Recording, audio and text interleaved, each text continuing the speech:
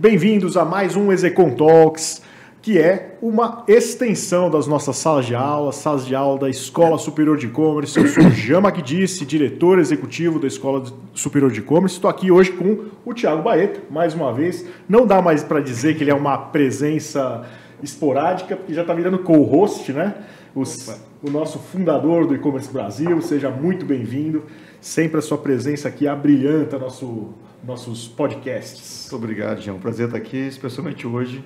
Acho que eu estou convidado para lá de especial, acho que para o mercado e para a gente também. Sem dúvida. Isso é um prazer. E vamos apresentar esse convidado especialíssimo, uma pessoa que eu admiro, que eu respeito, que esteve conosco no mercado por muito tempo, comigo pessoalmente, né? Na minha formação de mestre, eu acompanhei junto com ele como um mentor, como um conselheiro, fui apresentando o meu projeto a ele me ajudando, né? Então, realmente teve uma presença muito grande, não só no mercado, como também na minha vida e especialmente na sua, né, Tiagão? Então, eu vou deixar a você a tarefa de apresentar o nosso querido convidado. Senhor Fernando de Jorge. Senhor Fernando, ele é uma grande referência para o mercado, é um grande estudioso do varejo. O senhor Fernando desenhou o primeiro software que, em 99, foi a base da Americanas, a inteligência, o RP por trás, e estudou muito do que era o começo do e-commerce e em seguida, ali, virou a base, virou a inteligência por trás dos grandes players de e-commerce durante muitos e muitos anos. Então, talvez... E quando a gente entra no mercado de e-commerce, quando surge o e-commerce Brasil, o senhor Fernando foi uma das primeiras pessoas que eu tive a oportunidade de conversar. E eu me lembro muito bem, acho que foram 4 horas de reunião. Uma inteligência muito singular de analisar o varejo, analisar os dados do varejo, entender o momento do novo varejo, do que a gente vivia do e-commerce. E depois de alguns anos, vendeu a Uniconsult, né, que é sua empresa, depois de alguns anos, mas continuou sendo um grande estudioso desde a tendência do marketplace. Hoje, um estudioso de machine learning, é um professor, estuda Python. Tivemos oportunidade, a gente tem um programa de ensinar Python para algumas crianças, estivemos o senhor Fernando também nessas aulas, nesse momento com a gente. Então, estuda e conhece muito do varejo. Então, acho que a gente tem o melhor convidado possível, crítico, até para saber onde que a gente está indo, falando de pequenos varejos, falando de marketplace, falando de e-commerce, o que a gente aprendeu, a gente estava conversando aqui nos bastidores, que foi um momento heróico do surgimento do e-commerce e esse novo momento muito mais sólido. Então, para a gente é um aprendizado, cada conversa, é um prazer estar aqui com o senhor Fernando. Esse é o nosso convidado de hoje. Bem-vindo, senhor Fernando. Muito bem-vindo e que, na realidade, eu vejo que o senhor sempre teve uma relação muito estreita com o ambiente acadêmico, né? Não sei se em todo o seu percurso, mas formado em matemática, depois foi se especializando e agora, mais recentemente, até eu acho que um pouco relacionado com com a sua nova fase profissional, né, se dedicando muito também a essa área, né, acadêmica, estudando, fazendo mestrado. Conta aí um pouquinho dessa história para a gente. Bem, eu fico muito satisfeito por esse convite de vocês. Admiro muito o E-Commerce Brasil, e essa iniciativa da escola foi muito bem-vinda. Era uma carência de mercado e a escola veio trazendo toda a experiência muito rica do E-Commerce Brasil na promoção de eventos, inclusive na promoção do e-commerce de maneira geral. E eu acho o mercado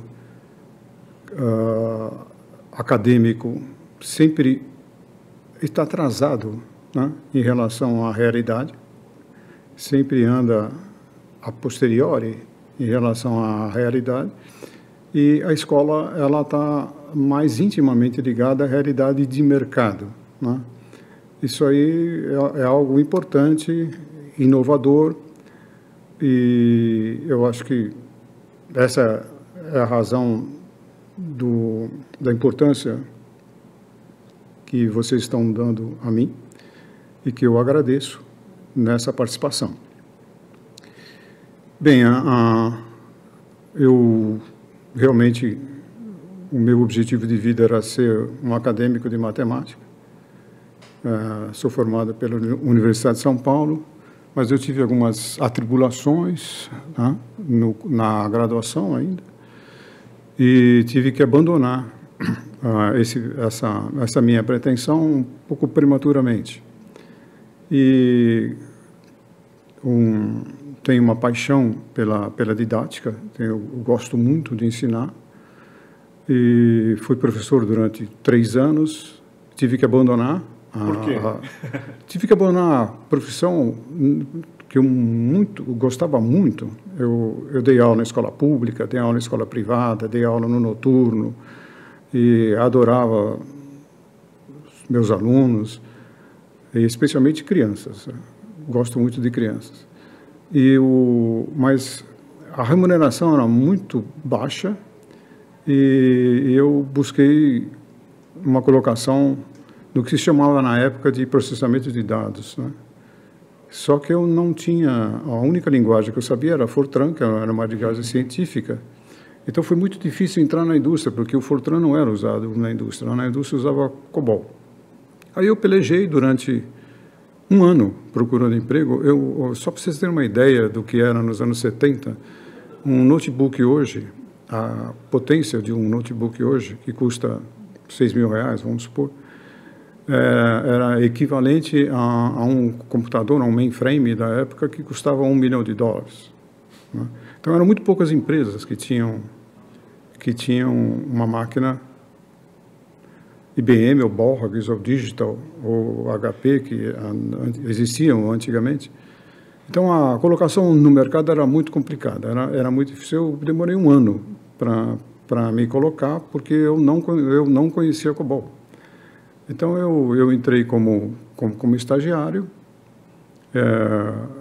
ganhando menos do que eu ganhava. E aí eu fiz uma carreira muito, muito longa numa multinacional belga. Eu cresci dentro dessa empresa e fiquei responsável pela TI de algumas... Antigamente não chamava TI, né? De algumas fábricas. Grupo Solvay? O grupo Solvay. É interessante que a língua era francês, não era inglês, né? E eu sempre fui apaixonado por produção, né? E eu acabei, como gerente de TI, acabei entendendo de coisas que eu não tinha a menor formação. Mas quando eu senti a carência de conceitos administrativos, eu fiz um curso na GV, né? O SEAG, né? No SEAG. Então, tinha até um vestibular, era um curso de 2 anos e meio. Isso me deu muita base para entender os processos de uma indústria. E como eu sempre fui muito curioso, e eu não recusava desafios, os desafios empresariais não são tão intensos como os desafios de um empreendedor. Os desafios de um empreendedor são muito maiores, especialmente porque tem um envolvimento psíquico maior. Os desafios dentro de uma empresa são menores porque é uma grande repartição do trabalho. Os problemas de pessoal são do pessoal, os problemas financeiros são das finanças, os problemas de produção são da produção, e quando você é um empreendedor, todos os problemas ficam reunidos em uma única pessoa. Então, é muito mais complicado. E além da insegurança, uma grande empresa dá mais segurança. Eu costumo brincar com meus colaboradores, porque eles às vezes vão lá naquele bate-papo, né? E aí eles falam, poxa, eu tive que engolir um sapo. Eu falei assim, você já parou para pensar quem mais engole sapo nessa empresa aqui? Sou eu, não sou? Porque eu tenho que engolir o sapo de todo mundo, dos clientes. Então, pô, fica contente com o teu sapo, entenda que é profissional. É verdade.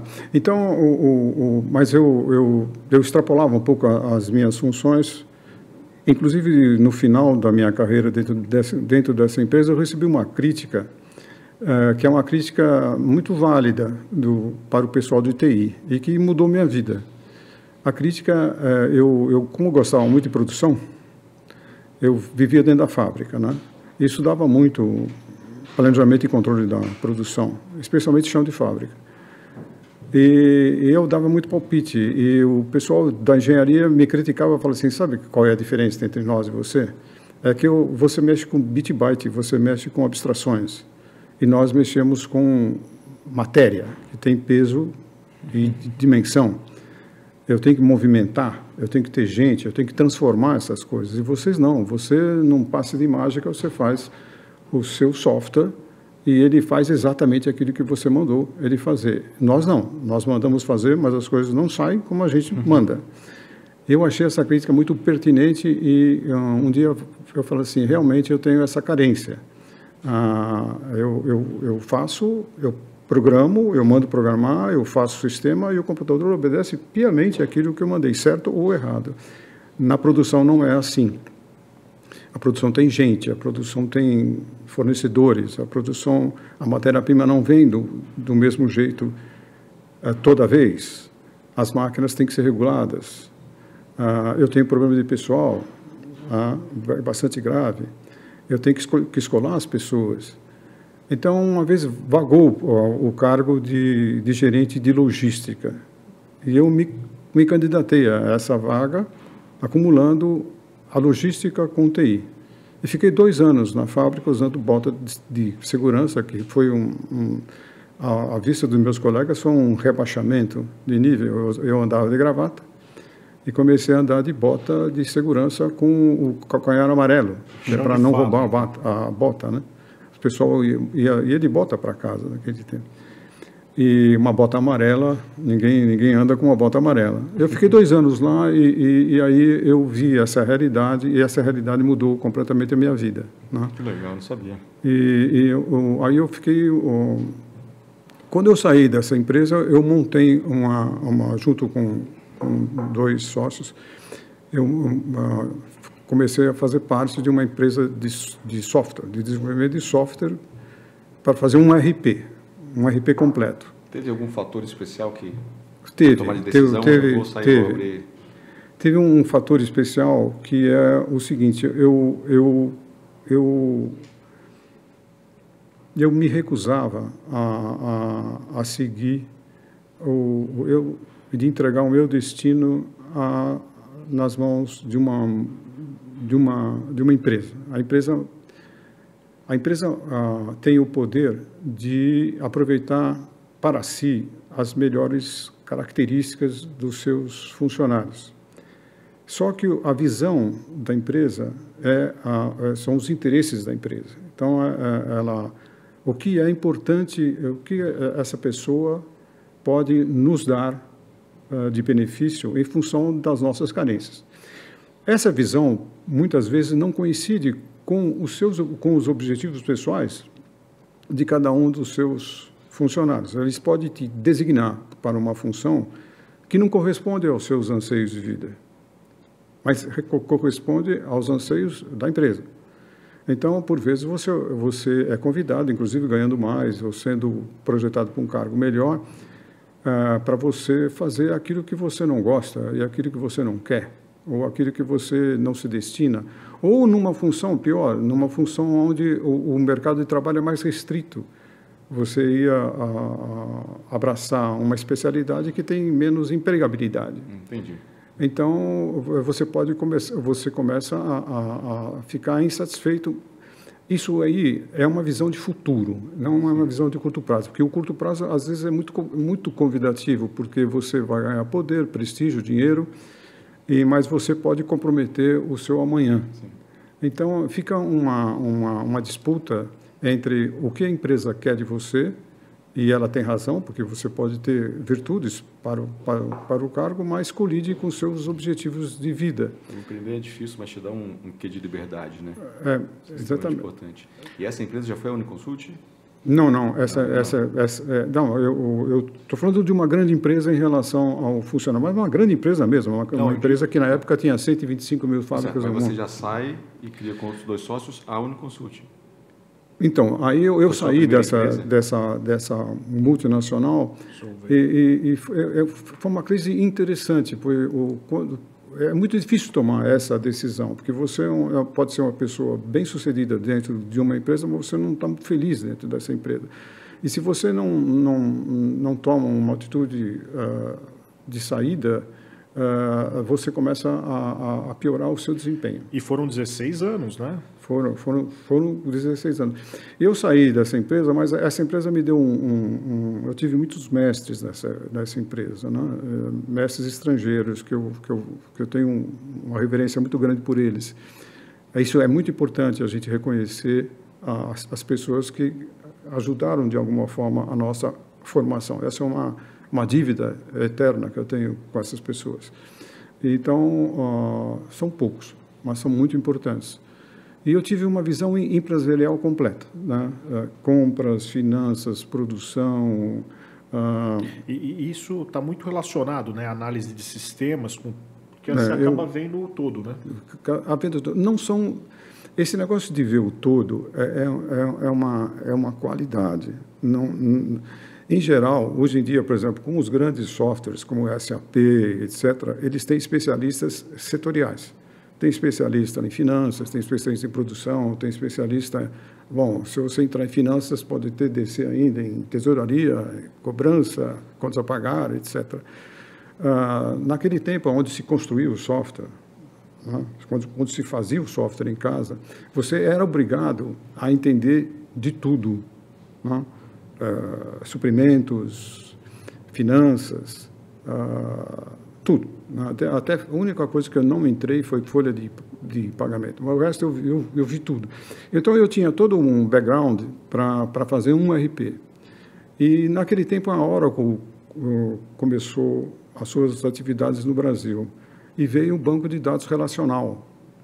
E o banco de dados relacional era uma revolução. Uma que eu tinha formação matemática e o banco de dados relacional é baseado em álgebra relacional, coisa que eu tinha aprendido. Então, com a linguagem SQL, na época o SQL, que era super potente, e eles tinham um software também de desenvolvimento rápido de sistemas. Então, eu abracei essa oportunidade, que era o lançamento de um banco de dados relacional, o primeiro banco de dados relacional, com máquinas caríssimas, com máquina RISC. Naquele tempo custava uma fortuna, porque é um banco de dados muito pesado do ponto de vista de processamento. Aliás, essa é uma grande diferença, né, dos dias atuais com aqueles tempos. Aqueles tempos a gente precisa... A gente, né? Mas aqueles tempos era necessário um grande investimento em hardware.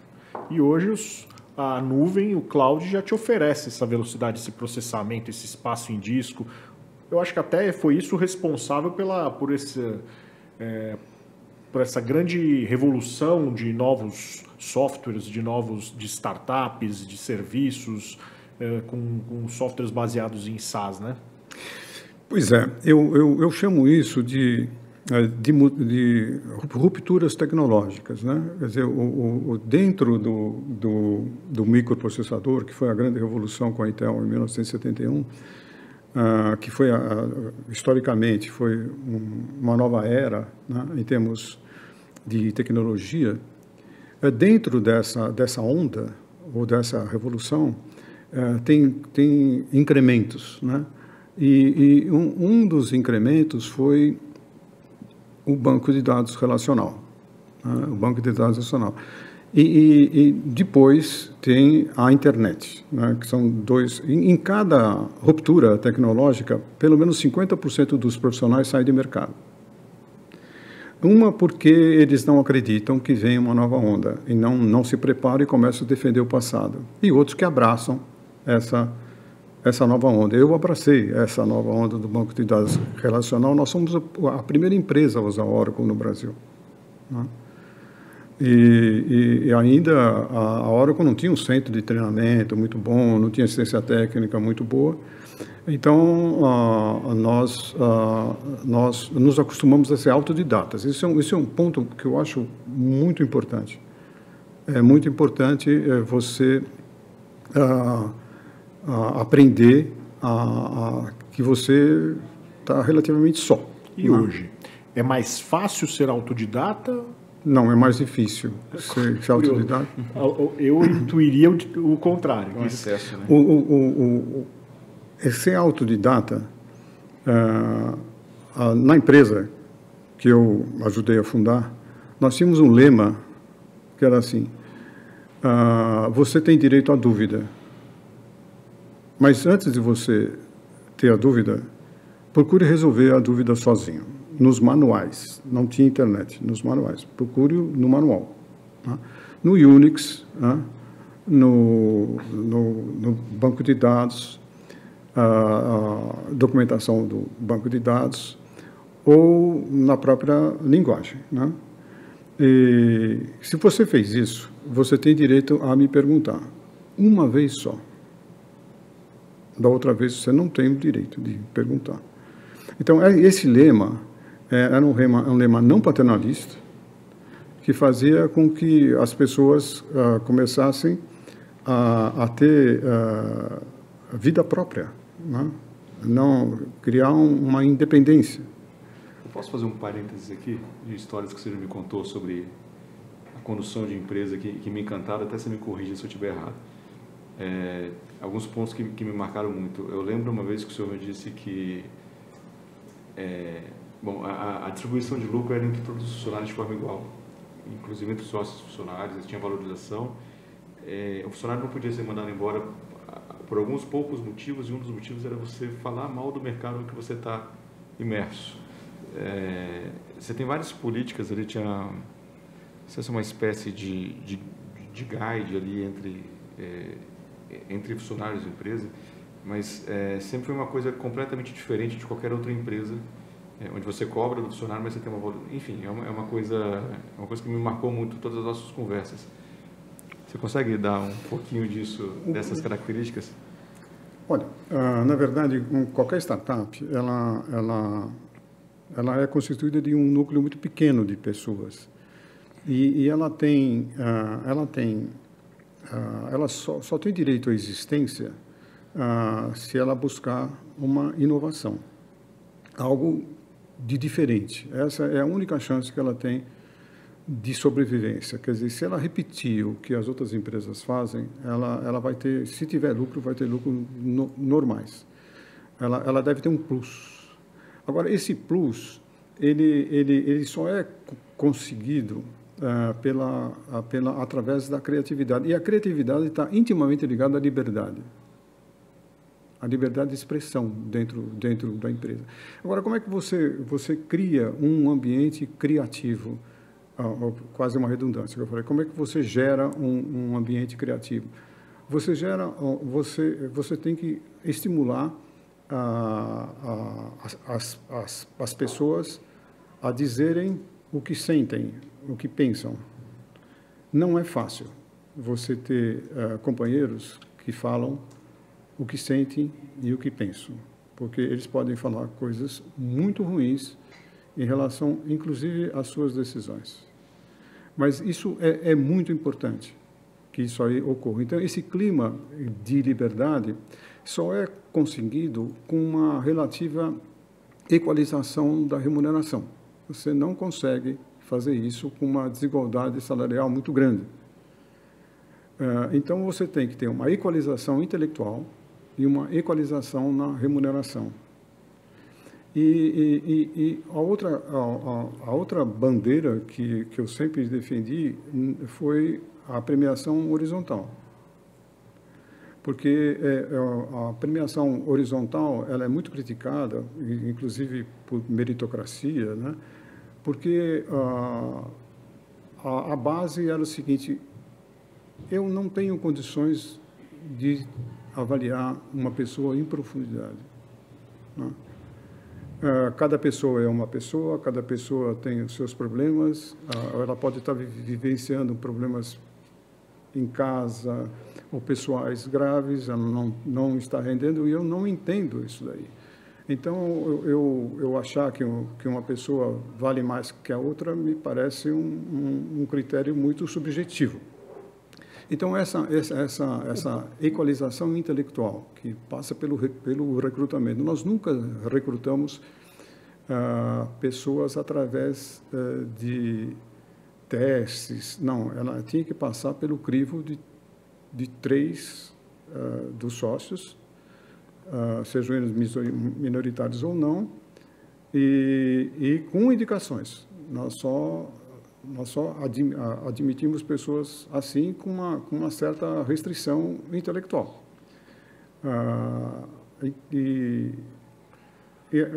Então, a equalização da remuneração e a liberdade de pensamento, por exemplo, nos grandes projetos, nós não tínhamos divisão hierárquica. Então, se você era... Não tinha teste, né? Não tinha teste, não. Essa divisão hierárquica, você faz isso, você faz aquilo, uma divisão do trabalho, é uma divisão que afasta as pessoas dos grandes objetivos, né? Porque se eu digo para uma pessoa o que fazer, ela vai fazer exatamente o que eu mandei. Mas quem disse aí eu não estou contando com a parte criativa da pessoa que vai executar, porque ela vai executar exatamente o que eu mandei. Se ela não executar o que eu mandei, ela pode se prejudicar. Mas eu quero contar com a crítica dessa pessoa. Como é que eu conto com a crítica dela? Desde que ela saiba o meu objetivo. Se ela souber o meu objetivo, ela pode falar assim, olha, você mandou fazer uma coisa cujas premissas o que você mandou fazer colide com algumas premissas que você tinha colocado como base, como diretriz do projeto. É isso que eu queria contar. Agora, como é que eu contava com a crítica dessa pessoa que ia fazer? É fazer com que, permitir que essa pessoa participasse da concepção. Quando ela participava da concepção, ela sabia exatamente aonde eu queria chegar. Ela não, provavelmente, ela teria menos condições de saber toda a extensão da concepção e nem por vezes não era capaz de conceber tão bem. Mas ela tinha consciência de onde nós queríamos chegar. Depois nós dividimos as tarefas e cada um fazia o que cabia a cada um fazer. Agora, quando ele fazia, no bit-byte, no código, ele notava que havia alguma lacuna. E sempre há lacuna. Sempre, por mais inteligente, por mais capaz que você seja, você não abarca a realidade. Especialmente quando se é um precursor, né? Quando você tá se lançando no mercado que ainda não existe. Então o e-commerce naquela época, aí já remontando assim o momento que a Uniconsult começa a desenhar um sistema para envolver o que já havia de logística das lojas físicas, mas trazer também essa novidade que era o e-commerce e todos os desafios que vinham com isso. Pois é, da onde veio? Nós ficamos 10 anos fazendo o RP completo, com exceção da folha de pagamento, com exceção de RH. E esse RP completo deu a todos os membros uma capacidade de pensar globalmente, integralmente. E nós éramos só sócios, todos nós éramos sócios, né? Não tinha funcionário, né? Por isso essa equalização. E a distribuição de lucros, quando havia, era equitativa. Então, o mérito estava mais em termos da participação de cada um. E na concepção e no desenvolvimento. Uma coisa, só para responder uma pergunta do Tiago, nós abolimos o teste, né? Nós achávamos que se você não fez aquilo que devia fazer, é um problema moral. É um problema moral. Você mas me parece que isso só funciona para times pequenos. É o tipo de startup mesmo. É. Então, mas esse é um ponto importante. Quando existem startups? Né? Quando elas existem? Elas existem em mercados imaturos. Elas não existem em mercados maduros. Elas existem em mercados que estão aparecendo. Vou lançar uma padaria de bairro, vai ser uma startup. Não dá, que é um mercado maduro. Você pode, com o mundo, inovar um tipo de pãozinho ou fazer um fermento especial, alguma coisa, mas você não vai passar disso. Agora, em mercados emergentes é que há oportunidade. Agora, como ter a percepção de mercados emergentes? Isso é um tema bastante longo. Mas voltando ao teste, essa responsabilização individual que é importante, né? Nós temos que ter colaboradores ou colegas orgulhosos de si. Para ter esse orgulho de si, é preciso ter cada um ter uma marca, ter uma efetiva participação, se sentir realmente parte de um conjunto onde cada um é importante. Então, o teste, só existia teste global, não existia teste individual.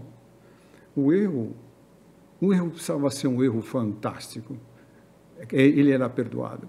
Mas o erro elementar era uma vergonha pessoal, que era um silêncio da comunidade em relação à pessoa, que deixava a pessoa muito envergonhada. Isso não era aceitável na comunidade. Então, essa foi uma resposta. Agora, voltando ao problema da startup, nós ficamos 10 anos fazendo RP e pegamos concorrentes muito fortes. E aconteceu, esse é um ponto, esse verbo é muito interessante, aconteceu, né? Aconteceu. As coisas acontecem e só as pessoas que estão preparadas se aproveitam daquilo que acontece. E acontece porque acontece. Não existe uma razão clara do que acontece.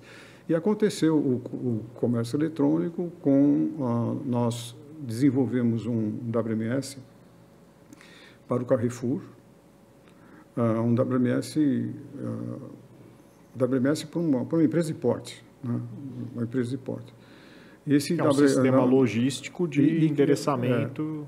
O WMS surgiu como uma derivada, um software derivado do shop floor, do chão de fábrica da Alcatel. É um acompanhamento das placas de circuito integrado no auge da produção de radiobase, que era no começo do celular. Então, eles precisavam de um controle de chão de fábrica, e o controle de chão de fábrica é um primo irmão do WMS. Então, nós vimos uma experiência com radiofrequência dentro do chão de fábrica, que era a minha grande paixão, sempre foi a produção, que é um software especialmente desenvolvido por uma grande empresa. Mas isso nos deu base para o WMS, que foi feito para o Carrefour, que era dirigido pela Penske, uma empresa de logística. E essa empresa, a Penske, era um consórcio com a Cutia Trading. E nós tínhamos feito nós atendimos a Cutia Trading. E aí a Americanas também era cliente da Cutia Trading. E ela buscava um WMS. E por uma coincidência incrível, a Cutia Trading nos indicou para a Americanas, e a Americanas precisava de um RP. Eu tinha um RP e tinha o WMS. Aí ficou um casamento perfeito. Aí a Americanas fez a loja deles, ficou um período experimental em Curitiba e nós fizemos o back-office. A loja online. A loja online da Americanas ficou em experiência lá e nós fizemos o back-office dessa loja. Então, nós somos os pioneiros em back-office, mas isso era muito, muito incipiente, né? Muito, muito incipiente. A Submarino também é contemporânea, né? com a Americanas, mas eram concorrentes. Submarino 97 foi fundada, né? A Americanas se lançou no e-commerce em 98 para 99 e a compra da Americanas Americanas comprar a Submarino foi mais 2007 por aí. Já foi mais bem adiante. 2006, 2007. E o que aconteceu? Hoje, se você olhar o comércio eletrônico, você parece que as coisas nasceram feitas. Elas têm uma história, né? Uma história onde uma história muito gradual. A tecnologia faz com que essas etapas sejam muito rápidas, mas elas não deixam de ser graduais, né? Então, por exemplo, as técnicas de picking, elas evoluíram com o tempo. As técnicas de armazenagem também. Basta ver que nos primeiros 5 anos da Americanas, eles mudaram 5 vezes de depósito. Quer dizer, a capacidade de planejamento dessas pessoas não dava para você prever o crescimento vertiginoso do comércio eletrônico. Mesmo as melhores cabeças estimavam uma determinada área de armazenagem e as estimativa deles não duravam 1 ano. Depois o estoque. As técnicas de compra também começaram a mudar. E naquele tempo, ainda, é muito importante que se diga isso, havia uma luta para convencer as grandes empresas a entrar no comércio eletrônico. É uma boa reflexão essa daí. Por que essas grandes lojas, com exceção do Magalu, com exceção da Americanas, mas aí entra, por exemplo, os grandes grupos, que eu não vou falar o nome, eles tiveram grande resistência ao comércio eletrônico. Por quê? Porque o varejo já era um mercado maduro, né? Um mercado conhecido, que se você quiser se expandir, aumente sua rede de lojas. E acabou. Então, o varejo começou a se esgotar em termos de inteligência. Então, como é que você faz a expansão? Aumentando a rede, comprando outra. Era só isso. Então, as técnicas mais sofisticadas não eram muito apreciadas, quer dizer, repetir o passado. Algo que o senhor fala muito é onde a inteligência sai da indústria e começa a ir para o varejo. Exatamente. Então, as técnicas, havia um núcleo de pessoas muito bem treinadas, mas muito insatisfeitas também no varejo tradicional. Quando apareceu a possibilidade de você vender pela internet, essa camada brilhante de pessoas que atuavam e que estavam muito incomodadas no varejo tradicional aderiu ao comércio eletrônico. Essa geração foi uma geração brilhante, porque ela foi muito corajosa, essa geração. E alguns deles estão aí até hoje. Sim. São meus amigos, eu tenho um grande respeito por eles. E essas pessoas começaram, mas não era simples você convencer esses grupos, né? Então, hoje, por exemplo, falar uma coisa dessas parece um absurdo, mas a gente tinha que vender o comércio eletrônico, né? E cada um tinha uma loja, não tinha marketplace, né? E as empresas de transporte eram rudimentares, né? Quer dizer, o tempo de entrega era um tempo de entrega. Pessoal, basta ver uma coisa muito simples, né? O parcelamento em 10 vezes, né? Para você parar de vender a prazo, né, no cartão, foi uma luta titânica. Não foi. Agora, o comércio eletrônico teve que pedir licença para existir.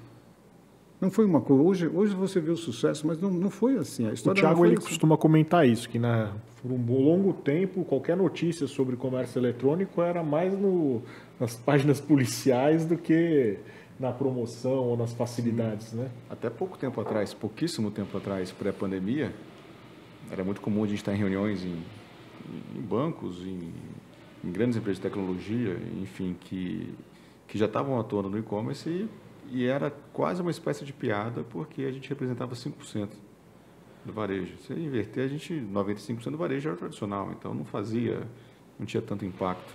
Ainda hoje já é outro mundo, né? Mas pré-pandemia, 3, 4 anos. É algo muito recente. Isso é... Olha, basta ver, tem algo assim bastante importante. Grandes grupos econômicos do varejo tradicional achavam que eles podiam resolver que o comércio eletrônico era mais uma loja da rede. Sim. E eles iam usar o software que eles usavam para gerenciar lojas. Não foi simples mudar essa ideia. Tanto é que eles resolveram fazer algumas experiências pilotos separando os estoques. Para você separar um estoque, é uma atitude gerencial da maior envergadura. Por exemplo, o único grupo que pensou em ter um estoque integrado entre loja física e loja virtual, desde o começo, foi o Magalu. O Magalu pagou caro essa opção, mas teve êxito depois de alguns anos. Eles entraram um pouco mais tarde e naquele movimento... Entraram um pouco mais tarde no Marketplace. O e-commerce foi um dos primeiros, não é verdade? Foi um dos primeiros. Mas a decisão de separar os grupos era muito mais financeira, porque os grupos foram se separando porque era mais fácil de captar dinheiro no mercado acionário se fosse uma .com. Então, a Americanas.com ela tinha mais capacidade de captar dinheiro novo, vender ações, do que se tivesse, vamos dizer, o esqueleto do físico. Não, eu acho que tem um pequeno senão nesse raciocínio. O comércio eletrônico dava prejuízo, mas era uma aposta no futuro. Então, na verdade, a captação de dinheiro era capital próprio, não era capital de terceiros, não era através das ações. Se você analisar, as ações não se valorizavam, mas era investimento dos acionistas, um dinheiro próprio. Que acreditavam que as operações deviam andar separadas. E elas andavam no vermelho durante muito tempo. Por que eles andavam no vermelho durante muito tempo? Essa é uma reflexão importante. Basicamente por causa do capital de giro. E por que o capital de giro era muito elevado? Não se sabia muito bem o que comprar, quanto comprar, porque ainda havia excedente de estoque, você comprava e não vendia, né? Então, você tentou o mercado de livro, o mercado de vestuário. O mercado de vestuário demorou para entrar.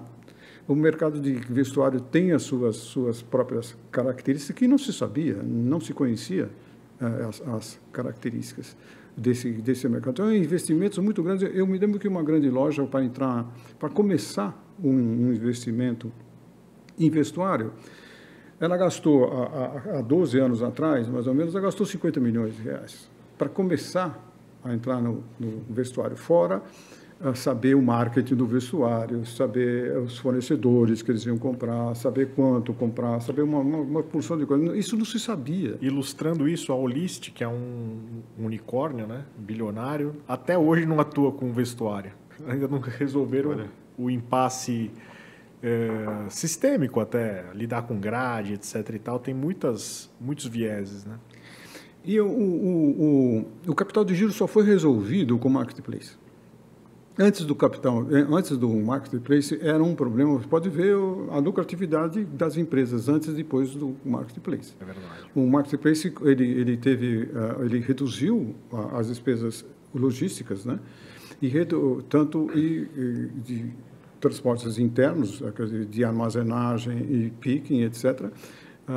Antes de ter o fulfillment interno, né? Com o full e-commerce, né? Fulfillment próprio. Então, armazenagem de material de terceiros dentro dos seus armazéns, isso aí que veio depois. E o Last Mile se configurou numa nova fonte de receita, inclusive. Pois é, e o marketplace não nasceu aqui. Esse é um ponto também importante. O mercado brasileiro nunca foi pioneiro. Nunca foi pioneiro. Eles iam em grandes conferências norte-americanas e a maioria das pessoas repetia o que tinha nessas conferências norte-americanas, né? A grande novidade aqui é estar nos meios de pagamento. Os meios de pagamento daqui são diferentes dos meios de pagamento dos Estados Unidos. Nos Estados Unidos não existe pagamento por cartão a prazo, né? E aí o carnê já existia no Brasil há mais de 60 anos, sabe? Então, o financiamento de bens de consumo já existia. Há 20 anos que existe o cartão de crédito com pagamento a prazo. Isso aí foi uma característica muito importante do mercado brasileiro. Aliás, financeiramente, o Brasil é muito desenvolvido nessa parte, em relação ao resto do mundo, por causa da tradição da inflacionária do final dos anos, do final do século passado. Então, o mercado financeiro é muito desenvolvido aqui no Brasil. E tinha um problema de renda baixa, então você precisava financiar. Então, foi então, o comércio eletrônico financiava em 10 vezes e demorou muito, então ele pediu licença para existir. Mas a aposta no futuro deu extraordinariamente certo, né? A grande mudança foi o marketplace, que alterou. Mas eu estava falando do gradualismo. O gradualismo é muito importante. Você imaginar que os pequenos ganhos, por exemplo, você tem uma etiqueta de presente, você fazer um acompanhamento da entrega.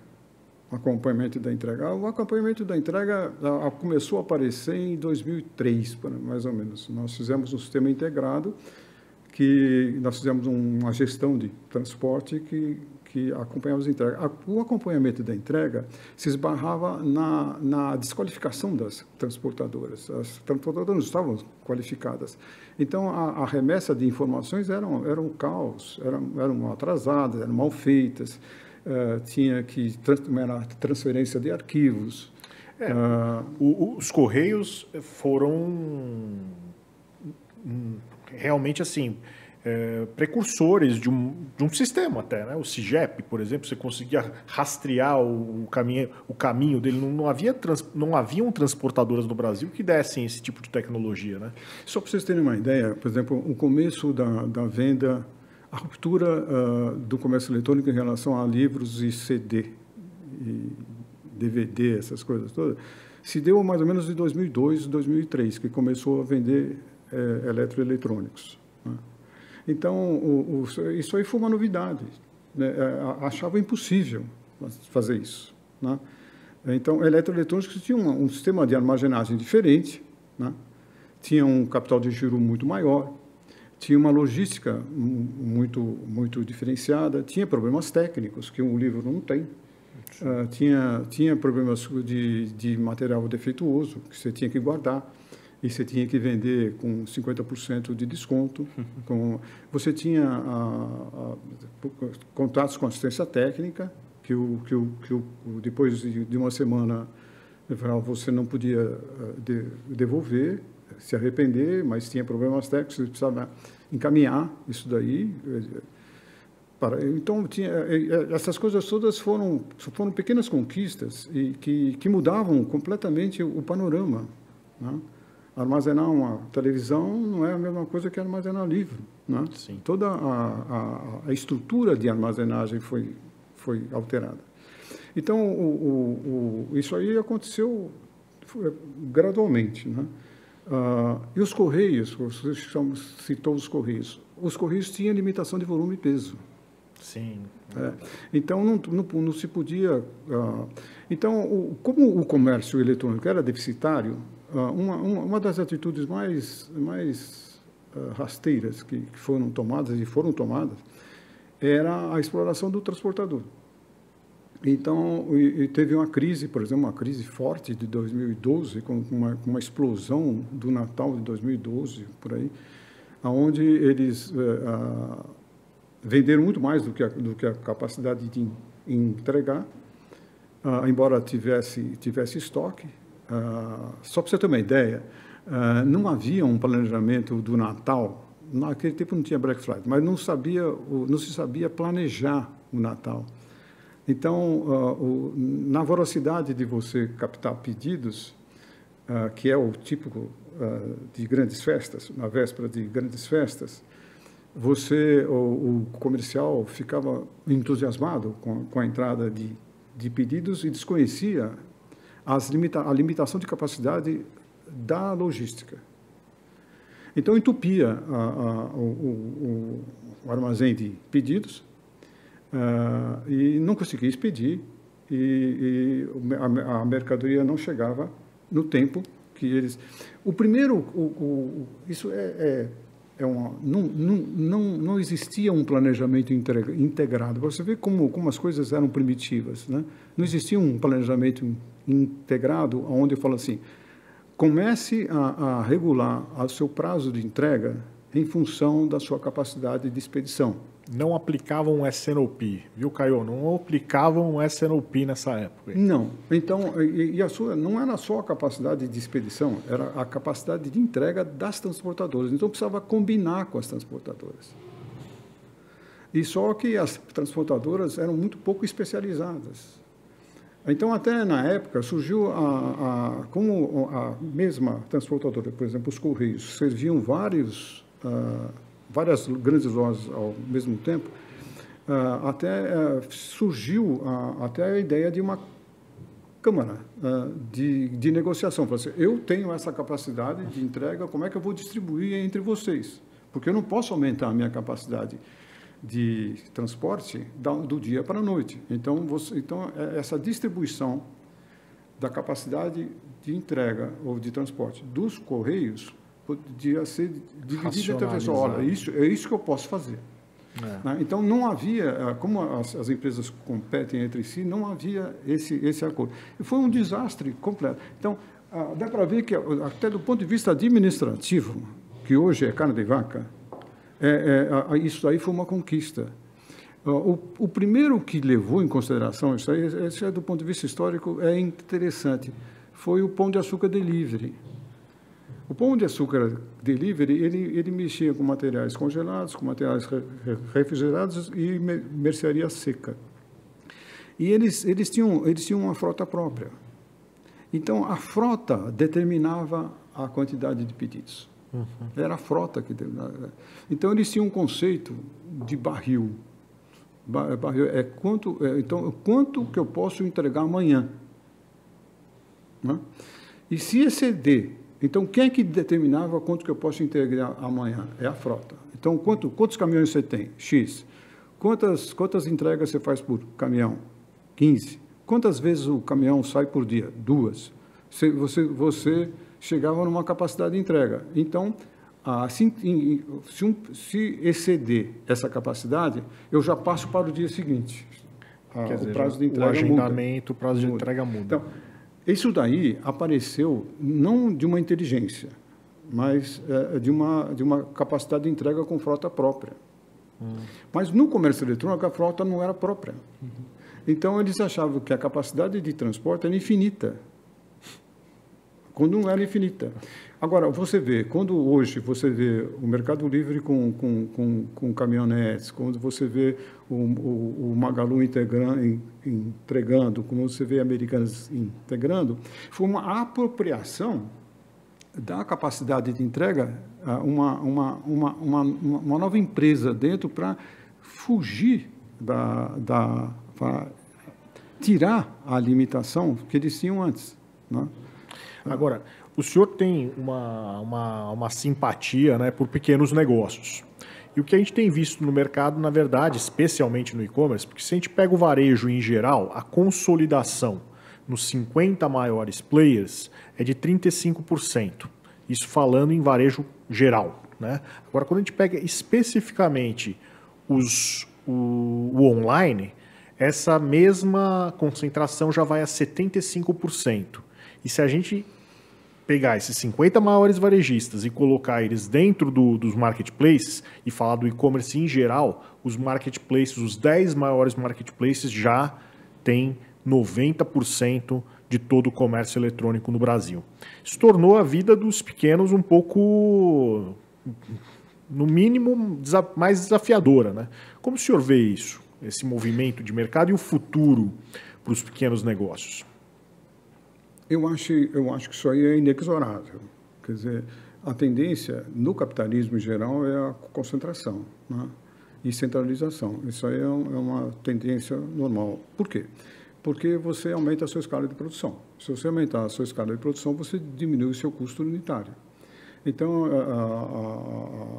como é que você aumenta isso? Aumentando a participação do mercado. Então, a participação de mercado, isso é um ponto importante. Foi o que determinou os 15 primeiros anos do comércio eletrônico. né? Então, altíssimos investimentos em propaganda para você fixar a marca. E porque a fixação da marca foi um investimento fabulosamente importante, que foi se ver isso no marketplace, quer dizer, a audiência. Então, então antes do comércio eletrônico, né, já existia uma audiência muito grande. Eu me lembro de um lema da Submarino, que é, olha, entre aqui que você vai ter o que você quer comprar. Quer dizer, significa que eu tenho uma amplitude de mercadorias muito grande, né? Então, essa amplitude de mercadorias estava intimamente ligada à audiência, mas tinha um mal, que era o capital de giro. Quando você aumenta as suas categorias, automaticamente você aumenta o capital de giro, porque você não é Deus para você adivinhar exatamente aquilo que vai ser vendido. Então, isso aí foi o grande inimigo que foi resolvido pelo marketplace. Mas o marketplace se valeu dessa audiência, né? Olha, coloque a sua mercadoria aqui, que vai ter uma visibilidade incrível, e você vai economizar em propaganda, você vai ter economias, desde que você me pague um percentual da sua venda. Isso praticamente foi o que determinou praticamente o fim das lojas virtuais, do sucesso das lojas virtuais individuais, né? Então, na verdade... O senhor fala dos pure players. Isso não se resumiu a isso aí. Teve um fenômeno muito importante que foi e não foi rápido, foi lento, foi custoso, foi difícil armazenar mercadorias de terceiros. Quer dizer, não foi fácil. Não foi fácil, porque tinha uma premissa dentro da gestão de armazém que era de material próprio. Agora, quando eu vou armazenar material de terceiro, não se sabia nem juridicamente como se fazia isso. Se era um armazém geral, se não era um armazém geral, se era para abrir filial, se não era para abrir filial, se abrir filial, como é que eu emito a nota fiscal de mercadoria que não é minha, eu tenho que fazer uma interface com o sistema. Isso não se sabia muito bem. Então, custou alguns anos para que isso aí se consolidasse. Então, esse é um ponto importante, histórico, que tem que ser levado em conta. Quer dizer, muitas pessoas que hoje estão em postos diretivos desconhecem todo o trabalho antecessor daquilo que eles acham óbvio hoje. Não foi nada óbvio. Foi uma lenta conquista e custosa conquista. Então, o problema da concentração, da intermediação comercial feita pelo marketplace se acentuou ainda mais, não só pela audiência, como pela capacidade deles entregarem rapidamente a sua mercadoria. Então, desde que você colocasse a mercadoria lá, isso não foi de graça, né? Isso não é de graça. Então, houve um esvaziamento funcional dos empreendedores. Os empreendedores, está cabendo aos empreendedores apenas a administração do seu capital de giro, né? O que comprar, quanto comprar, para que você coloque isso sob o controle de terceiros. E os grandes marketplaces se safaram do aspecto fundamental do comércio, que é a compra. A compra. Quanto comprar, o que comprar, na expectativa da venda. Esse é o grande nó do comerciante, e que isso continua com ele o aspecto fundamental e de maior risco. E ele terceirizou aquilo que é de menor risco, né? E para isso ele abriu mão da parcela da sua receita. Entre aspas. Porque o que ele ganha de comissão e também... eu estou falando o seller. O seller abriu mão, e o seller foi obrigado a abrir mão, porque os custos de propaganda, etc., eram realmente muito custosos. Mas o que ele paga é muito lucrativo para os marketplaces. Caso contrário, isso não existiria. E quanto maior for a categoria, no começo dos marketplaces, eu me lembro, 2000, na verdade, o primeiro que apareceu foi o Carrefour. Não foi o Carrefour, foi o Grupo Pão de Açúcar, que é Ponto Frio, que depois foi o primeiro. Ele trouxe essa ideia da França. Né? Numa palestra, o Quiroga falou isso aí. A ideia veio da França, para esse grupo que era ligado ao cassino francês. Aí ele trouxe essa ideia, os outros marketplaces seguiram a partir de 2014. Mas, então, ele estava à caça de lojistas, principalmente em categorias que eles eram fracos, né? Eu me lembro do mercado de bebidas, por exemplo, que é um mercado muito difícil. E quando os primeiros sellers entraram no mercado de bebidas de um marketplace, concorrendo com o próprio estoque dos marketplaces, eles eram muito mais eficientes. Então, as grandes lojas começaram a abrir mão de algumas categorias em função da alta especialidade dos sellers na categoria. Lojas que tinham 20, 30 anos de experiência de mercado. Então, sabiam o que comprar, etc., que é a grande sacada do comerciante, saber comprar aquilo que ele acha que vai vender e vende mesmo, né? E hoje não, hoje é o contrário. Hoje você tem que pedir licença para poder entrar no marketplace. Então, houve uma inversão.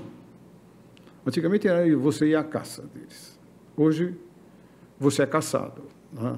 Assim, o marketplace, aliás, o marketplace faz um vestibular para você entrar. Tal é a força do marketplace. Sim. Então, agora isso tem que ser explicado. E a performance, ela depende muito da disposição do marketplace em te entregar audiência. Isso, você pode pegar pequenos sellers que entram e aprendem algumas brechas, algumas oportunidades, algumas formas de performar, mas na maior parte das vezes, especialmente hoje, né, 2022, performar no marketplace tem sido uma tarefa árdua, porque você tem aí alguns pedágios a pagar, desde patrocinar os seus anúncios para aparecer antes dos outros, ou baixar preços para conseguir competir, e facilitar, e ter uma variedade muito grande, ter uma profundidade muito grande, para começar também a ter presença, porque o marketplace ele vai colocando, obviamente, a audiência nos anúncios que ele acredita que vão performar melhor, naturalmente, de empresas maiores, mais estruturadas, com maior profundidade. Ou o senhor vê diferente disso? Não, esse é o argumento de venda do marketplace. O marketplace tem esse argumento de venda, mas o que acontece? Por exemplo, o ranking é o que aparece primeiro, né? Quando você vai comprar alguma coisa, o que aparece primeiro, né? Na sua página. Aparece primeiro alguma coisa que eles decidem que vai aparecer primeiro. Né? Então, quais são os critérios? Mercado Livre. Você vê lá os patrocinados, vem até destacado, né? Patrocinado. Depois, em tese, os que têm a melhor performance. São regras. É uma competição desigual. Né? Quer dizer, uns têm que pagar e outros pelo preço e pelo prazo de entrega. Né? Então, você classifica, mas com classificações pouco claras também. Não são classificações que você conheça. Por exemplo, se você tem alguma penalidade, porque você foi mal em alguma devolução, alguma coisa desse tipo, você não atendeu bem o cliente, etc., você é penalizado. Então, essa ordem, esse ordenamento das ofertas de um determinado item no marketplace não é muito clara. Inclusive, ele é sujeito a alguns acordos também que você pode fazer. Né? Você pode estimular alguns sellers a fazer determinados negócios e esse seller faz esse negócio com um preço muito baixo por causa da quantidade. Então, isso aí não é um procedimento claro de concorrencial claro, não é.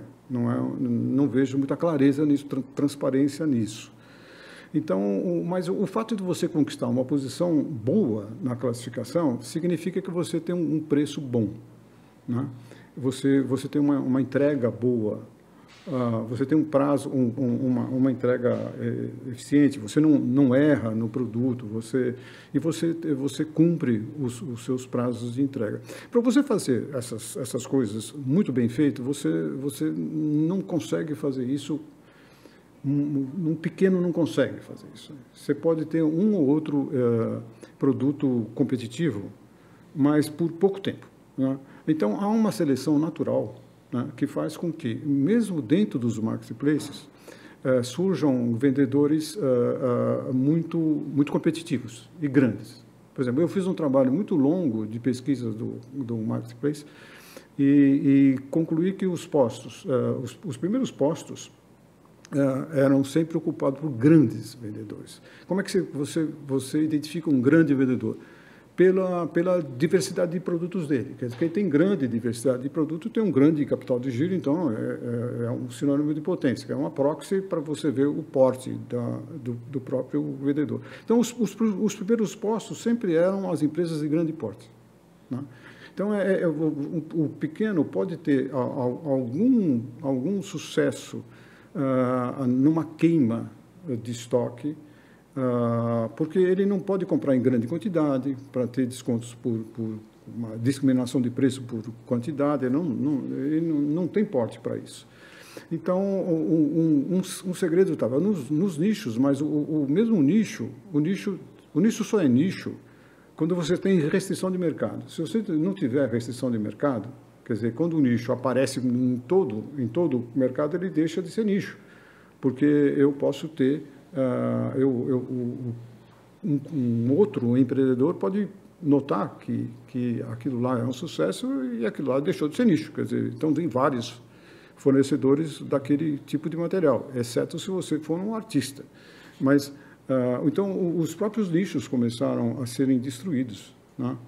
Então, Sr. Fernando, falando de nicho, a gente começa a ver alguns movimentos, principalmente fora do Brasil, alguns estudos, e a gente sabe que o Brasil ele segue muito alguns anos, um tempo de atraso, mas a gente começa a ver alguns movimentos valorizando o marketplace de nicho, né?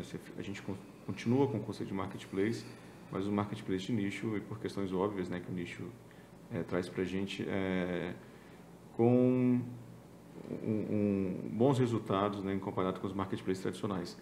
sim, eu me referi às lojas de nicho, não aos marketplaces de nicho. Mas você acha que esse movimento ele vai para frente, ele consegue chegar no Brasil, pensando em marketplace, pensando no pequeno, né, em como que o pequeno consegue eu acho também. Eu acho que é uma grande ideia. Também, por exemplo, uma coisa que não vingou foram os marketplaces regionais, né, de atuação regional para fomentar os vendedores locais, né? E por conseguinte as indústrias locais. Isso aí não vingou. E eu acho que os marketplaces de nicho têm razão, porque eles são capazes de fazer uma cauda longa, mais longa do que um marketplace tradicional. E eles têm foco, né? Tem foco. Eu acho que esse aí é um antídoto, né? É um concorrente dos grandes marketplaces, né? Eu acho que isso é uma saída. É uma das possíveis saídas concorrenciais em relação aos marketplaces de caráter geral. Agora, voltando ao problema do pequeno empreendedor, eu acho que ele está aprisionado, né? Ele não há uma saída. Mas, para entender esse fenômeno, é preciso entender uma outra coisa, ou levar em consideração uma outra coisa. O país está passando por um processo de desindustrialização, já há algumas décadas, né? E nós começamos a ter uma importação de produtos que poderiam ter sido feitos aqui no Brasil. Então, há dois polos econômicos dinâmicos na sociedade hoje, que é o agro e os serviços, né? E o serviço, dentro do serviço, tem o comércio, né? Então, o comércio, de maneira geral, ele não se importa se a mercadoria é importada ou se a mercadoria é nacional. Ele está pouco se lixando para isso. Na última feira de marketplace tinha lá uma empresa especializada na importação de produtos chineses, né? Então, isso aí já ficou uma coisa bem azeitada, né? Então, pouco importa se o produto... Então, do ponto de vista macroeconômico brasileiro, isso importa, mas do ponto de vista comercial, não. Então, os grandes capitais, os grandes investimentos foram para o comércio, né? O comércio teve um aporte de capital bastante grande, basta ver o crescimento das grandes lojas, né? Magalu, por exemplo, a B2W, teve um crescimento vertiginoso. E então, isso daí fez com que a empregabilidade, né, caísse na indústria, né? E esses profissionais passaram a ir para os serviços. E dentro deles, o e-commerce. Então, ao redor deles, TI, tecnologia, essas coisas todas. Quer dizer, tem uma irradiação. Então, as grandes cabeças foram para lá. As grandes cabeças têm ido ou para o mercado financeiro, ou para a área comercial, que eu vou chamar de mais inteligente do que o varejo tradicional. Aquilo que eu falei, que as grandes cabeças foram para lá, que foi uma reunião entre a tecnologia e o varejo. A grande revolução comercial foi a introdução dessa tecnologia no varejo, que atraiu gente de nível muito mais elevado do que antigamente, né? E com mais oportunidades. Então, esse boom, né, dos pequenos lojistas, né, que gira em torno dos marketplaces, também é uma resultante macroeconômica, quer dizer, do retraimento da indústria como fator de geração de emprego, e de produtos importados com uma variedade bastante grande. Mas tem um grande inimigo.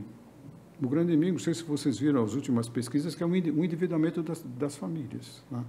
Isso aí é um fator limitante do comércio de maneira geral. Sim. Então, 70% das famílias brasileiras estão endividadas e 30% estão completamente inadimplentes, né? Então, esse é um fenômeno que explica um baixo crescimento brasileiro, não só brasileiro, brasileiros de maneira geral, mas em particular do comércio. Então, o afluxo de empreendedores é explicado também por isso, porque ele não tem muita saída. Agora, a conclusão, o fato de ter muitos pequenos empreendedores submetidos ao marketplace faz com que o lucro deles caia, porque aumenta a concorrência. E aí é uma concorrência brutal mesmo, brutal. Então, em qual momento você consegue usar essa inteligência, falando até de dados, mas essa inteligência do varejo digital, que a gente chama de e-commerce, para o varejo físico? Que ainda continua sendo a maioria, a gente não pode ignorar isso. Mas você tem muita inteligência, muito aprendizado do varejo digital que a gente consegue levar para o... Sim. Esse foi um fenômeno que o grande varejo físico custou a entender, que as técnicas do comércio eletrônico deveriam ser estendidas ao varejo físico. Tanto é que a fusão das lojas americanas com a Americanas.com se deu há pouco tempo. Uhum. Né? Se deu há pouco tempo. Quem viu isso mais longe foi o Magalu. Mas o Magalu teve essa visão, mas sofreu muito até chegar. Isso foi a primeira loja a fazer a devolução do comércio eletrônico na loja física, que do ponto de vista técnico, era complicado, porque eram os dois sistemas que nos conversavam, né? Então, fazer com que esses sistemas conversem não é trivial, né? Por quê? Porque eles nasceram separados, eles são geneticamente diferentes, né? Então, eu acho que foi um tema já que tem uns 5 ou 6 anos que está sendo discutido nos fóruns, que é uma coisa só, né? O varejo físico com o varejo virtual, essa entrega na loja, da loja passando a venda para o comércio eletrônico, ainda é incipiente, né? Mas é uma tendência. Na pandemia isso ficou mais claro, foi acentuado na pandemia, que os vendedores começaram a vender através do comércio eletrônico, né? Então, inclusive, foi uma coisa notável na pandemia, foi a rapidez com que o mercado de tecnologia atendeu a essa. Foi fantástico. São muito rapidamente esse pessoal. Eles não mexem com peso e com dimensões, eles mexem com bit byte. Então, a velocidade do que eles possam criar, de criação deles, é muito rápida. Então, eu acho que essa interpenetração, ela vai se acentuar, né? Ela demorou. Eu conheço um grande varejista que tinha um software de WMS para a loja e tinha um outro software de WMS para o comércio eletrônico, né? E só que o software de gestão de armazém do comércio eletrônico era 20 vezes mais complexo do que do abastecimento de loja. Não se esqueça que a nossa empresa surgiu com o WMS para abastecimento de loja, e nós fizemos uma mudança para para o mercado de comércio eletrônico, que era praticamente 70% era um item por pedido, e lá era mais ou menos 250 itens por pedido para você alimentar uma loja, né? 300 itens por pedido para alimentar uma loja com uma carreta inteira. Então, essa mudança do WMS, essa mudança do WMS pegou as grandes casas de software de calça curta, porque o SAP, esse pessoal, tinha software para isso, né? Pallet, para colocar em carreta e tal. Quando granulou a entrega, o software não mais oferecia solução, não resolvia. Eles demoraram para perceber essa mudança de mercado. Aí entra o período onde a startup tem as suas grandes oportunidades. Mas eu acho que o período de grandes inovações técnicas do comércio eletrônico, ela vai se escasseando com o tempo, né? Então, o período heróico do desenvolvimento de pequenas empresas de software, que apresentam soluções. Eu me lembro da própria Vetex. A Vetex, num determinado momento, a capacidade criativa dela, como toda empresa, é relativamente limitada. Então, ela passou a estimular pequenas empresas de desenvolvimento, que eram criativas por serem pequenas e audaciosas, a incluir módulos na Vetex sob julgamento da própria Vetex e ganhar um percentual sobre o uso daquele módulo. Então, a Vetex começou a agregar funcionalidades novas a partir de empresas. Então, isso aí mostra o potencial inventivo das pequenas empresas num determinado momento. Um capítulo à parte que gostaria de desenvolver, mas não é o tema, é o desenvolvimento, o histórico do front, né? Eu falei mais um histórico do back-office, mas o histórico do front também é uma história fascinante, uma história muito, muito interessante. As lutas, as dificuldades da divisão funcional do comércio eletrônico. O que chama de divisão funcional? O que um software faz, o que o outro faz? Quais são as vantagens e desvantagens? Isso aí é um assunto tecnicamente muito complexo. Era muito mais complexo na época que a internet tinha uma velocidade baixa, tá?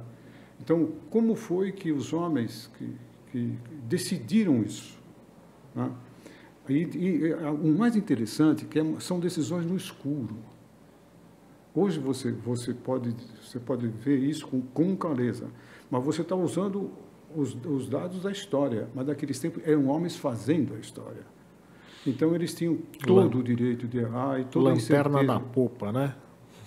Toda a incerteza das decisões. Então é muito importante que as pessoas saibam que tudo isso que hoje se estuda como padrão, um dia não foi padrão. Foi muitos experimentos jogados fora e alguns bem-sucedidos.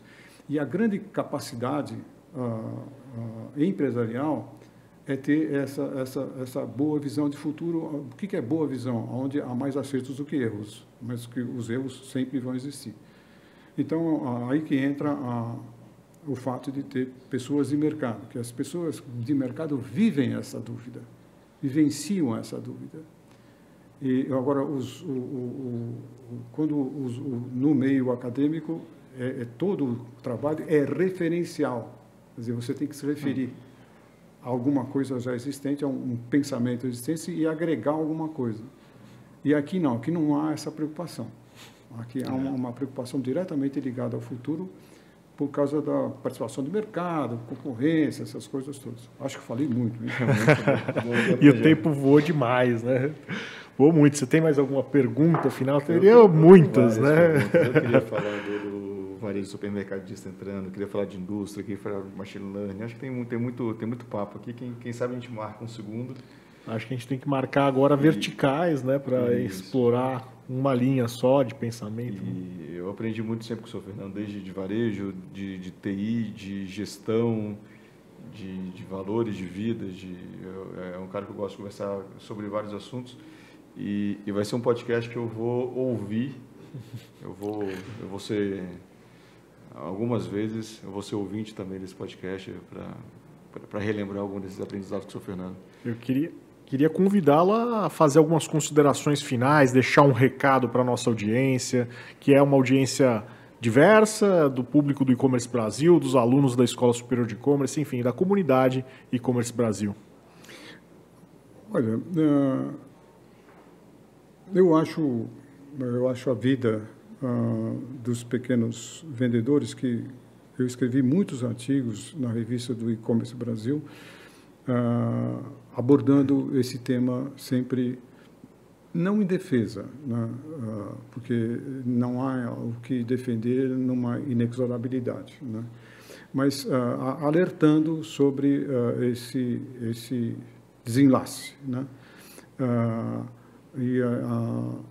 Eu acho que muitos deles não foram por escolha, né? Foi por necessidade mesmo, né? Agora tem que haver consciência muito profunda das vulnerabilidades do pequeno empreendedor, de tal forma que ele saiba se proteger, né, de algumas coisas que são possíveis, né? Eu acho que o crescimento da centralização vai continuar, né? E não há como, porque o marketplace tem uma similaridade muito grande com o mercado financeiro, que ele faz a intermediação. Só que os bancos estão se desvencilhando dos seus ativos físicos, né? Estão alugando lojas, estão vendendo as suas agências, o prédio das suas agências, por uma exigência até legal. Então, eles estão se desfazendo Agora, o comércio eletrônico, o marketplace, ele é um intermediário que presta serviços de ordem física, que é o fulfillment, né? E não só isso, ele começa de uma maneira também que eu acho inexorável, que é entrar na área financeira, né? Ela vai na área de financiamento, na área de crédito. E a área financeira, vice-versa, né? A área financeira também entrando nesse mercado. Então, ele fica mais nitidamente parecido com o mercado financeiro e como intermediário. Quer dizer, financia a matéria-prima o mercado financeiro financia a matéria-prima da indústria e financia o comerciante para o capital de giro. Quer dizer, ele financia as duas pontas, né? E o comércio eletrônico também vai acabar financiando o pequeno produtor, como é na Argentina, por exemplo, o Mercado Livre, e vai financiar o consumidor. Então, ele vai agir como banco. E ele vai ampliar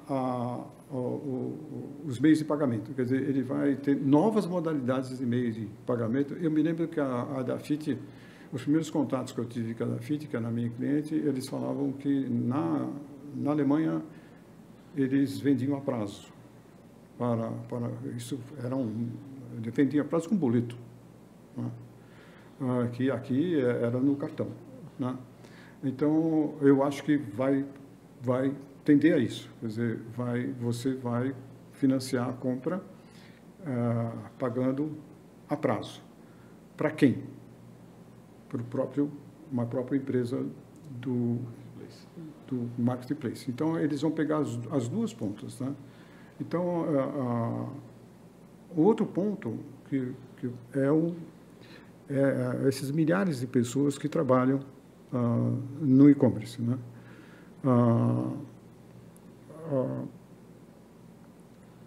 Eu acho que uma postura que eu acho importante é não simplesmente cumprir as suas obrigações, mas melhorar a capacidade crítica. Né? O que eu chamo de capacidade crítica? É a capacidade que você tem de julgar, de avaliar, de ter uma opinião a respeito daquilo que você faz com as suas obrigações. Né? Então, se está bem feito, se é correto, se não é correto, se pode melhorar, se não pode melhorar. Então, essa vontade de você criticar o que você faz de forma a tentar melhorar, né, o seu desempenho ou melhorar a produtividade daquilo que você faz, e é muito bem-vinda. Isso não pode acabar. E se você for cerceado nisso, que muitas vezes acontece, você está perdendo tempo na sua vida. Né? E a outra coisa que eu acho importante é você pensar no esgotamento da sua atividade. Se você estiver mais ensinando do que aprendendo, ou se você estiver repetindo as mesmas atividades sempre, e você tiver alguma ambição de você melhorar, você tem que mudar a sua função. Porque o custo desse acomodamento vai ser muito caro num mundo em transformação. Pode ser que a sua função de hoje desapareça amanhã. A sua especialidade perca a importância. Então, a curiosidade de você ampliar os seus conhecimentos, o fato de você ficar insatisfeito com a repetição das suas atividades, se você tiver condições intelectuais para você fazer coisas melhores, você tem que obedecer mais o seu coração do que a sua remuneração regular. Né? Perfeito. Bom. Muito bom, muito obrigado por ter compartilhado conosco a sua sabedoria. Convite para estar aqui conosco é sempre presente. Sinta-se em casa. Aqui, inclusive, você sabe que é um coworking. Então, sei que tem uma história aqui com o prédio, mas o dia que você precisar chegar aqui, trabalhar daqui, fique super à vontade, tá bom? Também. Muito obrigado, seu Fernando. Foi muito bom esse bate-papo. Muito obrigado pelo que o senhor fez pelo mercado. Gratidão. Falo em nome do mercado, falo em nome da empresa. Isso é um prazer. Desculpa. Isso é um prazer enorme ter aqui mais vezes. Enfim, é muito bom poder registrar um pouquinho e guardar eternizar esse conhecimento. Isso que era nosso maior desejo, poder eternizar um pouquinho da sua sabedoria aqui, gravar isso aqui para ficar registrado para todas as novas gerações, esse conhecimento tão valioso e sabedoria mesmo, né? Porque o que a gente pega aqui é muito mais do que uma sensibilidade analista, mas uma sensibilidade humana, uma visão econômica mais macro até, né? Da evolução da sociedade, da evolução dos processos, de como as coisas funcionam naturalmente. Então, para mim, foi uma aula magna. Muito bom. Muito obrigado. Sou eu que agradeço. Nos vemos no próximo episódio do Execom Talks.